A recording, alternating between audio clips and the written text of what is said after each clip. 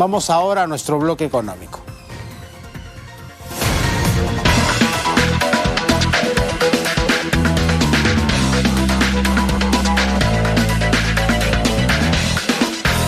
A ver, parece que la estrategia para apoyar en estos momentos de crisis, de alza de precios, se equivocó y podría, lo pongo en condicional, estarse redirigiendo el rumbo. Ahora se habla, incluso apoyado por Oscar Graham, por el ministro de Economía, de focalizar la ayuda para que llegue directamente a esos sectores que verdaderamente lo necesitan y no se den apoyos como por ejemplo el de reducir el IGB o quitar el IGB a algunos productos que finalmente no solucionan el problema y terminan de repente incluso favoreciendo a los que más tienen y no se sienten los sectores menos favorecidos, que parece lo que ha pasado. Eso tiene que ver mucho con la informalidad también. Los sectores menos favorecidos trabajan, compran y viven normalmente en la informalidad. Y ahí no llegan pues este tipo de ideas iniciales para aminorar un poco la carga que la inflación nos ha generado. Vamos a ver si el rumbo verdaderamente se endereza. César Fuentes, director de la Maestría de Gestión Pública de SAN, está con nosotros para conversar de ese tema. César, ¿qué tal? ¿Cómo estás? Muy buenas tardes. Muy buenas tardes, ¿qué tal? Encantado. Podemos hablar de dos etapas y que esta segunda tendrá mejores ideas y mucho mejor dirigidas para atender a los que verdaderamente están sufriendo más, que son los que menos tienen.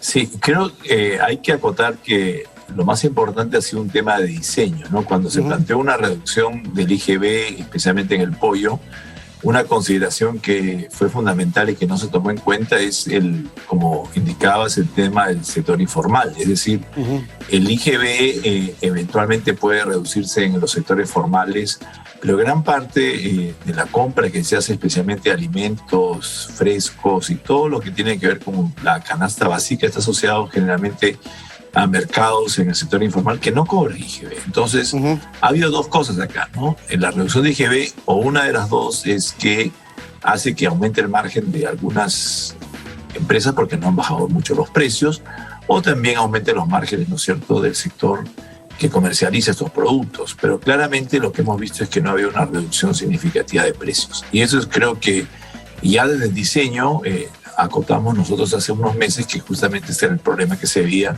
en este tipo de medidas que realmente iban a ser marginales en el tema de reducción del costo de vida. Ahora, la pregunta clave es el cómo, ¿no? Ahora, ¿cómo voy a ayudar de manera focalizada? ¿Por qué vehículo voy a llegar a las personas que menos tienen? Porque ya vimos que los bonos, por la informalidad misma que hay, la baja bancarización, demoran mucho en llegar y la atención tiene que ser urgente. Otros hablan que se podrían, por ejemplo, utilizar como vehículos los programas sociales que ya existen y que tienen focalizado a su público. Pensión 65, Juntos, los comedores populares y ahora que se ha unido a la lista las ollas comunes también. Yo creo que hay varias cosas que se tienen que hacer, ¿no? Uno es, ya había un proceso de orden en el tema de los programas sociales, que no de esta administración, sino de anteriores. Entonces ya se puede focalizar bastante más lo que se va a gastar. Eso es un positivo. Y hay mecanismos, ya existen estos mecanismos. Lo que yo creo que el gobierno tiene que aprovechar esta oportunidad para consolidar la bancarización que se ha iniciado con lo del COVID. El COVID, diríamos, el legado que tiene es que poco a poco sectores informales se han bancarizado. Y yo creo que el gobierno, en profundizar esta reforma, tendría que hacer estos mecanismos de pago a través de esquemas de bancarización. Eso también permite un mejor manejo y un menor costo, ¿no? Porque si efectivamente hacemos esto de manera directa o entrega, como a veces se hace, ¿no es cierto?, de alimentos o de canastas, el desperdicio y el mal manejo es mayor. Mucho más sencillo y práctico es asignar una cuenta a las personas más necesitadas y que requieran este bono. Y así, en términos de manejo y costo administrativo, este es mucho menor, independiente de lo que puedan gastar, ¿no? Porque también acá hay un tema a veces de paternalismo del Estado en que yo quiero asignar, ¿no es cierto?, qué canasta le voy a dar o qué productos le voy a dar. Creo que sería un error. Más sencillo simplemente dar una cantidad de efectivo y con esto pensar que las personas de menos ingresos también tengan, ¿no es cierto?, la potestad de decidir qué es lo que van a gastar. La pregunta del millón, ¿tenemos caja como para eso, para ese asistencialismo? Yo creo que todavía hay márgenes, no hay mucho más en términos de gasto, pero el gran tema es a quiénes vamos a afectar. No se ha señalado cuál va a ser los grupos hoy día de riesgo que vamos a tomar en cuenta. Por lo general, lo que se debería hacerse es comenzar con el decil más bajo, es decir, no es Lima y no es tampoco el Callao. Eso también que quede claro para la mayoría de los televidentes. La zona más pobre del Perú no está en Lima y el Callao ni en la costa, están en las zonas de sierra y es donde debería, yo creo, quedarse la mayor cantidad de ayudas, donde se siente la mayor carencia.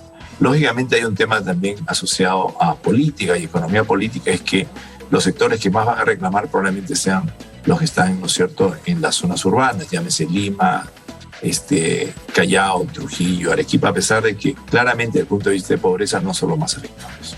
Claro, otra pregunta también para armar este esquema es ¿por cuánto tiempo, no? Porque lo que se dice es que el tema inflacionario, de aumento de precios, va a seguir, incluso algunos hablan hasta todo el próximo año. Entonces, ¿cuánto tiempo voy a atender a esta gente que obviamente ve sus sueldos reducidos en cuanto a poder adquisitivo y por cuánto tiempo? Así es, yo creo que lo más sensato y claro es que esto sea claramente establecido de manera temporal, ¿no? Hemos tenido programas sociales que en la práctica son temporales y luego ya una vez que está el esquema, ¿no es cierto?, de gasto, se convierten en permanentes. Y eso es un grave riesgo porque Perú, como tú señalas, efectivamente no tenemos demasiada caja fiscal y hay otras prioridades además de ayudar a los más pobres, como es, ¿no es cierto?, los temas de salud y educación que desde el punto de vista de inversión en capital social son mucho más importantes hoy que inclusive el tema de alimentos, que es urgente, pero al final, ¿no es cierto?, no tiene un impacto en lo que es la formación de las personas, como si tiene educación y tiene salud. Lo bueno, César, es que parece que Oscar Graham está en esa línea, ¿no es cierto? Así lo ha hecho saber por lo menos, lo cual nos podría augurar en alguna medida que esto sea funcional finalmente. Así es, yo creo que el MEF ya primero tiene la experiencia, esto ya se ha trabajado hace algunos años, ya hay una base de datos que se actualiza y creo que lo más importante es que el ministro Graham tenga el apoyo político de la presidencia y del Congreso en esta política. ¿Por qué? Porque lógicamente no todo el mundo va a recibir lo que quiere, debería focalizarse en la gente que tiene menos recursos, que no necesariamente también es la que tiene mayor base política. Entonces acá hay un tema de política pública que trasciende, ¿no es cierto?, a la presión política que pudieran ejercer algunos grupos de presión, especialmente en Lima, ¿no? Y eso es una cosa que creo que el Ministerio de Economía y Finanzas tiene que tomar en cuenta y por eso es que el Ejecutivo, al margen de cómo se decida esto, tiene que apoyar a su ministro, en este caso al señor Graham, para que pueda ser efectiva la política señalada. Perfecto, César. Muchísimas gracias, como siempre. Encantado. Muy buenas tardes. César Fuentes, director de la Maestría de Gestión Pública de SAN, ha estado con nosotros. Cerramos el bloque.